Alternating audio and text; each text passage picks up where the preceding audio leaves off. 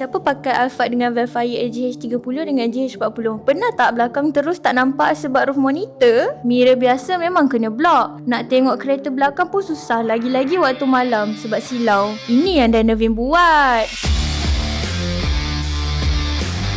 Barang fokus dekat safety, tapi look dia memang premium. Wait, ni bukan mirror standard tau. Ini digital inner mirror. Walaupun ada roof monitor, view belakang still clear sebab dia guna kamera. Design dia macam Japan spec punya style. Signal pun guna LVDS betul. So bila tengok belakang, tak ada delay langsung. Screen dia 9 inci, ada recording, ada HDR. Malam pun gambar tak blur walaupun banyak lampu. Simple je pakai. Nak kamera, slide je. Nak mirror biasa pun slide balik. Bukan Alphard je boleh, banyak model lain pun boleh pasang. Bila unbox je dah faham. Ini memang benda yang boleh buat driving rasa lebih senang. Kalau korang nak, komen di bawah.